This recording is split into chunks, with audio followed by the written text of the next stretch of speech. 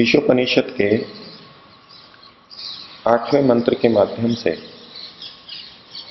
ईश्वर के स्वरूप को समझने और मन में बैठाने का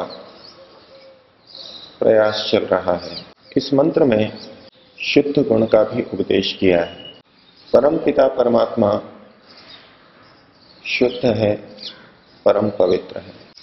हम मनुष्यों को और प्रकृति को विभिन्न उपायों से शुद्धि की आवश्यकता होती है, लेकिन परमात्मा को ऐसी किसी शुद्धि की आवश्यकता नहीं होती। हम प्राणी प्रकृति से भी अशुद्ध होते हैं, धृति स्मृति की भ्रष्टता से भी अशुद्ध होते हैं। विभिन्न कारणों से हम अशुद्ध होते हैं और उनकी शुद्धि के शास्त्रों में बहुत सारे उपाय भी बताए गए हैं। ये विषय आपके सामने पिछले दिनों रखा गया है। मनुस्मृति के जिस प्रकरण की चर्चा पिछले दिनों में कर रहा था, जिसमें शुद्धि के बहुत से उपाय बताए गए, उसी प्रकरण में उन्होंने और भी शुद्धि के उपाय बताए हैं। और यदि इस शुद्धि को हम पूर्ण शुद्धि को धारण कर लें तो ऐसा लगेगा जैसे पूरी साधना, पूरा अध्यात्म इसी शुद्धि के अंतर्गत आ गया है। जो भी कुछ करना है ये हमारी शुद्धि के लिए ही है। योगाभ्यास किस लिए करना है तो स्वयं पतंजलि सूत्र में कहते हैं, योगांगानुष्ठानात् अशुद्धि क्षये ज्ञान दीप्ति आविवेक ख्याते। अर्थात इन योगांगों के अनुष्ठान से अशुद्धि का क्षय होकर के और ज्ञान की दीप्ति होगी, हम विवेक को प्राप्त हो सकेंगे। हर क्षेत्र में जो भी विधान है वो पवित्रता के लिए है। पंच महायज्ञों का विधान है वो भी पवित्रता के लिए है। अलग अलग चीजों की पवित्रता के लिए अलग अलग विधान किए गए। यदि पवित्रता को ही केंद्र मान लिया जाए तो सारे के सारे विधान इस पवित्रता के लिए ही दिखने लगेंगे। वेदों, दर्शनों, उपनिषदों में, कर्मकांड में, आश्रम व्यवस्था, वर्ण व्यवस्था में सब कुछ इस पवित्रता के लिए ही है। कहीं बुद्धि की पवित्रता है, कहीं मन की, कहीं शरीर की। तो इसी बात को कहते हुए मनु महाराज एक और श्लोक कहते हैं, बड़ा प्रसिद्ध श्लोक है, अद्भिर्गात्राणि शुद्ध्यन्ति मनः सत्येन शुद्ध्यति विद्या तपोभ्याम भूतात्मा बुद्धिर्ज्ञानेन शुद्ध्यति। बड़े सरल शब्द हैं और प्रसिद्ध श्लोक है, लेकिन इसकी गंभीरता भी समझने लायक है। पहली शुद्धि तो हम सभी यथासंभव करते ही हैं, अद्भिर्गात्राणि शुद्ध्यन्ति। जल के द्वारा शरीर या हमारी स्थूल चीजें शुद्ध होती हैं। दूसरे अंश में कहा गया, मनः सत्येन शुद्ध्यति। मन की शुद्धता के लिए सत्य आवश्यक है। सत्य के द्वारा मन शुद्ध होता है।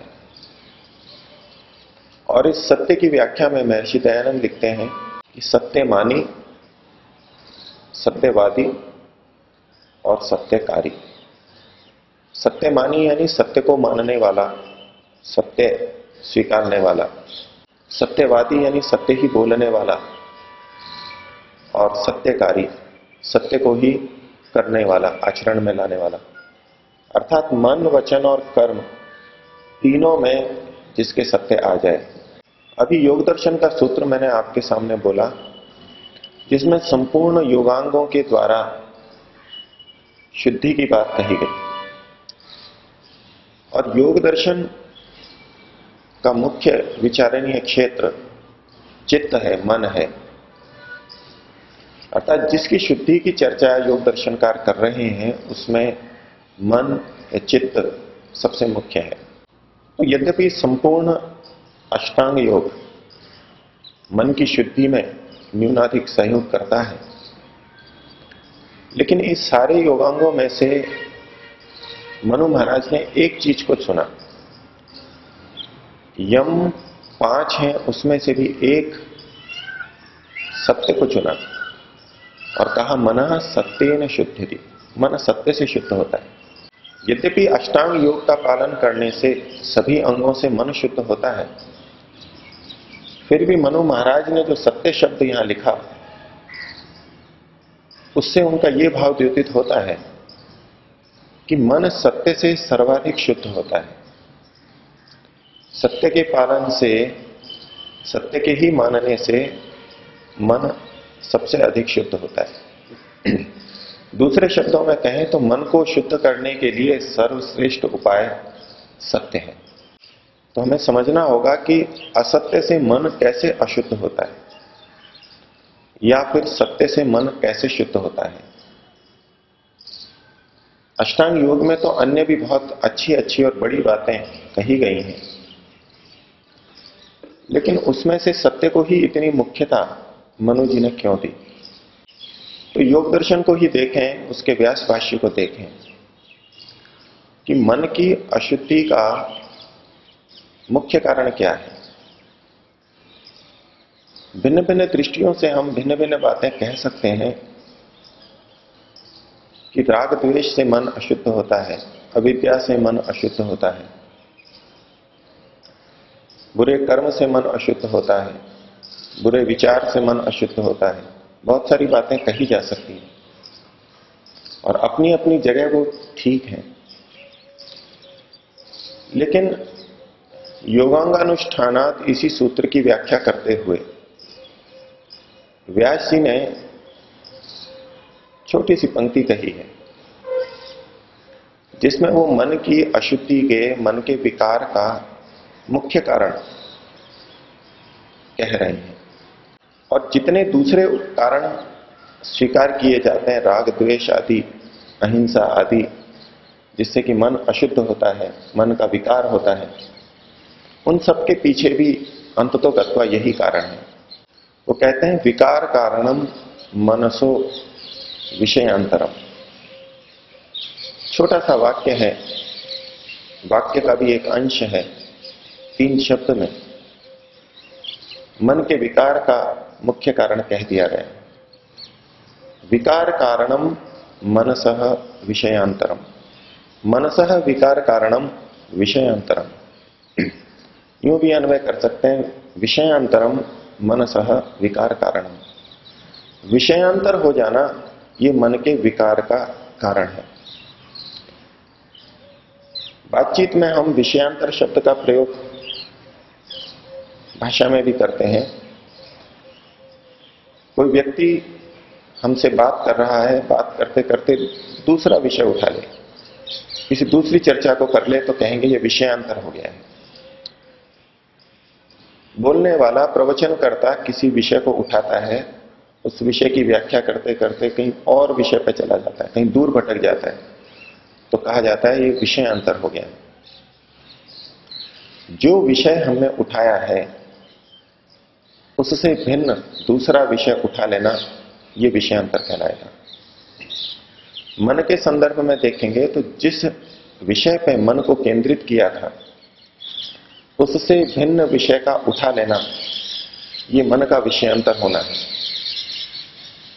और मन के विकार का कारण ये विषयांतर होना ही है।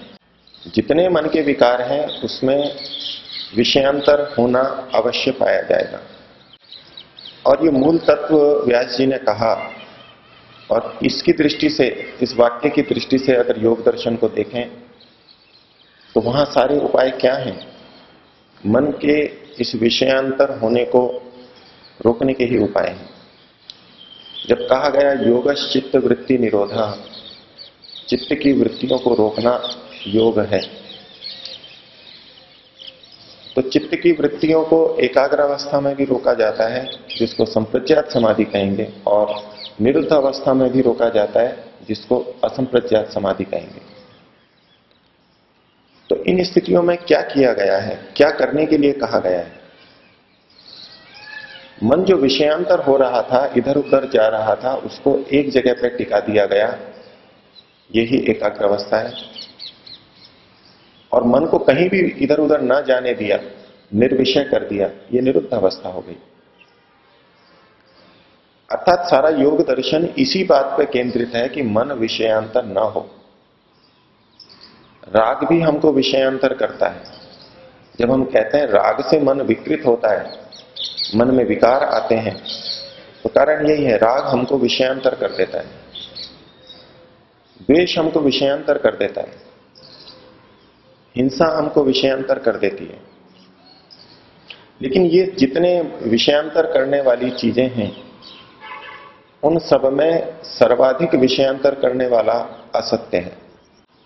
एक असत्य हम बोलना चाहें तो बहुत कुछ सोचना पड़ेगा, इसको क्या बताएं। तो जितना अधिक भौतिक ज्ञान होगा उतना अधिक ठीक भौतिक विषय में निर्णय होगा। उसी प्रकार से आध्यात्मिक विषय में भी निर्णय तभी ठीक आएगा जब ज्ञान शुद्ध होगा। तो इधर ज्ञान की शुद्धता कह करके भी पूर्व पंक्ति में कहा गया विद्या तपोभ्याम भूतात्मा। विद्या शब्द भी ज्ञान के अर्थ में प्रयोग किया जाता है। तो अगर अंतरात्मा की शुद्धि करनी है तो वो केवल ज्ञान से, विद्या से नहीं होगी। इसलिए यहां दो चीजें कही गई। शुरू की चीजों में सब में एक एक उपाय बताया गया। अद्भिर गात्राणी शुद्ध्यंती, साबुन आदि का, मिट्टी का भी प्रयोग वहां कर सकते थे, उनको भी पता है, लेकिन फिर भी एक चीज मुख्यता से कही, मनः सत्येन शुद्ध्यति। मन और भी बहुत से उपायों से शुद्ध हो सकता है और वो उन सबका परिगणन भी वहां कर सकते थे, लेकिन केवल सत्य का किया। और बुद्धिर ज्ञानेन शुद्धति, यहां भी एक ही चीज बताई कि बुद्धि ज्ञान से शुद्ध होगी। लेकिन जब भूतात्मा, अंतरात्मा की बात आई तो दो बातें एक साथ कही, विद्या तपोभ्याम भूतात्मा। अर्थात एक तो विद्या हमारे पास में हो, ज्ञान हमारा शुद्ध हो। इस विद्या का आध्यात्मिक विद्या अर्थ भी ले सकते हैं, लेकिन व्यापक रूप से देखें तो सारी विद्या, सारा ज्ञान भी यहां लिया जा सकता है, लिया जाना चाहिए। तो यदि अंतरात्मा की शुद्धि करना चाहते हैं, हम आपको अंदर से शुद्ध करना चाहते हैं, तो विद्या और उसके साथ में तप भी होना चाहिए। विद्या, ज्ञान तो हमारा बुद्धि को शुद्ध करने वाला था ही, उसके लिए अलग से कह ही दिया, लेकिन फिर कहा गया कि विद्या के साथ में तप भी हो, तब अंतरात्मा शुद्ध होती। केवल तप अगर किया जा रहा है विद्या को छोड़ करके, शास्त्र को, अध्यात्म को, योग के मार्ग को समझे बिना, तो तप आत्मा को शुद्ध नहीं करेगा, बहुत कम अंश में शुद्ध कर पाएगा। जितना ठीक ज्ञान है, जितनी विद्या पूर्वक तप की साधना की जा रही है, उतना आत्मा शुद्ध होगा, लेकिन पूरा शुद्ध नहीं होगा। इसलिए विद्या तपोभ्याम भूतात्मा। और ये तप क्या है, ये विषय आपके सामने पिछले दिनों अनेक बार रखा गया है। फिर भी महर्षि दयानंद की व्याख्या के संदर्भ में हम पुनः स्मरण कर लें। महर्षि श्लोक के अर्थ में भी कहते हैं और तप की व्याख्या करते हुए अनेकत्र भी कहते हैं कि धर्म की पालना करते हुए जो कष्ट आते हैं उनको सहन करना तप है। कि ये जो दूसरे ढंग के तप किए जाते हैं, एक हाथ खड़ा करके घंटों महीनों साधना कर रहे हैं, कि हाथ के ऊपर पक्षी ने घोंसला भी बना लिया, एक टांग पे साधना कर रहे हैं, खड़े हैं एक टांग पे, तो ये जो स्थूल साधना है, तप है, इसकी गति बहुत अंदर तक नहीं है। तप वो है जब हम धर्म की साधना करें और हमको कष्ट हो, उसको सहन करें। और धर्म के प्रति न चलने का, न चल पाने का एक कारण ये कष्ट ही है। कौन नहीं चाहता कि मैं ईमानदार हूं, ये छवि बनी रहे, लेकिन जब वो ईमानदारी के रास्ते पे चलता है और धन की न्यूनता अनुभव करता है तो कष्ट होता है। बच्चे को अच्छे विद्यालय में पढ़ाना है, कहां से पैसा आएगा? आस पड़ोस वाले साधन ले रहे हैं और मेरे को, मेरे बच्चों को हीन भावना लग रही है, कष्ट होता है, उसको सहन नहीं कर पाता, तो अधर्म के रास्ते पे चला जाता है। यही वो कष्ट है, तप है, जो अंतरात्मा को शुद्ध करता है। जिस प्रकार से बीड़ी छोड़ने वाला प्रारंभ में जब बीड़ी छोड़ता है तो उसको बड़ा कष्ट होता है, लेकिन आप और हमको बीड़ी छोड़ देने के बाद में आज कोई कष्ट नहीं है, सुखी सुख है। ये प्रारंभ का कष्ट है, लेकिन बड़ा तड़पाने वाला कष्ट है। नशीली दवाओं के चंगुल में जो होते हैं उनसे पूछें, उन दवाओं को छोड़ना कितना कष्टप्रद है। चिकित्सालय में वो व्यक्ति वास्तव में तड़पता है, हाथ पैर मारता है, रहा ही नहीं जाता, चिल्लाता है वो। बस ऐसी ही तड़पन तब होती है जब हम अपने को विषयों से हटाते हैं। जब संयम की साधना करते हैं तो प्रारंभ में ऐसा ही कष्ट होता है। और इसी कष्ट को बताने के लिए व्यास भाष्य में उदाहरण दिया गया। तो सांसारिक व्यक्ति के लिए उदाहरण दिया गया कि वो बिच्छू के दंश से बच करके, बिच्छू के दंश से बचने के लिए सांप से काटा जाता है। जब संयम की साधना चलती है तो मन बड़ा व्याकुल होता है, बेचैन होता है, सहन नहीं कर पाता, मन उखड़ जाता है, किसी काम में मन नहीं लगता। तो उसका सीधा सा उपाय लगता है, ठीक है इन विषयों का सेवन कर लो, भोग लो इनको। मन तात्कालिक रूप से तुरंत शांत हो जाता है। इस कष्ट को बिच्छू के कष्ट की तरह कहा गया। जो नशीली दवाओं का कष्ट है वो भी बिच्छू के कष्ट से कम नहीं है। जब उसको छोड़ता है तो बिच्छू कांटे की तरह वो तड़पता है रोगी कुछ दिनों के लिए। तो उस बिच्छू के कष्ट से बचने के लिए वो दूसरी तरफ चला जाता है। और दूसरी तरफ क्या है, वहां तो सर्प का दंश है। वो फिर नशीली दवाओं का सेवन करने लगेगा, वो तो उसे मौत की तरफ ले जाएगा। सांप जैसे काटने पे मृत्यु को प्राप्त करा देता है। इसी तरह से विषय भोगों की तरफ जब हम चले जाएंगे, इस संयम के कष्ट से बचने के लिए, धर्म की पालना के कष्ट से बचने के लिए अधर्म की तरफ झुक जाएंगे। बड़ा आसान है, वो आसान तो लग रहा है, लेकिन वो सर्प के दंश के समान है। ये हमको जन्म मरण के चक्र में चलाता रहेगा। इसी तरह जन्म मरण होता रहेगा। ईश्वर की प्राप्ति, मुक्ति की प्राप्ति इस तरह से संभव नहीं है। तो अंतरात्मा यदि शुद्ध करनी है तो विद्या और तप, इन दोनों के माध्यम से होगी। विद्या पढ़ने में भी तप है, लेकिन वो तप उस स्तर का नहीं है कि आत्मा को पूरा शुद्ध कर दे। तपसो जातम तपसो विभूतम, एक पंक्ति यहां पहले लिखी रहा करती थी। विद्या तप से उत्पन्न होती है और तप से ही स्थिर होती है, तप से ही विभूति को प्राप्त होती है, यश को प्राप्त होती है। तो विद्या पढ़ने में भी तप है, लेकिन यहां अलग से तप कहा जा रहा है। विद्या पढ़ करके फिर तप करना है, धर्म की साधना का तप करना है, तब अंतर से हम शुद्ध हो पाएंगे। हम परमपिता परमात्मा की शुद्धि को समझने का प्रयास कर रहे हैं, वो कितना शुद्ध है। हमारे को अपनी शुद्धि के लिए कितने प्रयास करने पड़ रहे हैं, तब जाकर के हम शुद्ध हो सकते हैं। और इन उपायों को वर्षों तक करते करते हम शुद्धि को प्राप्त होंगे। अर्थात इन उपायों की विविधता और उपायों की दीर्घ काल तक सेवन करने की स्थिति को देखते हुए हम अपनी अशुद्धि का अनुमान करें। हम कितने अशुद्ध हैं, हमारा मन कितना अशुद्ध है, और फिर उससे तुलना करें परमात्मा की कि वो कितना शुद्ध है। और फिर उस शुद्धि को मन में विचार के मन में पवित्रता भाव हम पैदा कर सकें और अपने को शुद्ध कर सकें, तो ईश्वर के शुद्धम शब्द को जानना समझना हमारे लिए सार्थक होगा।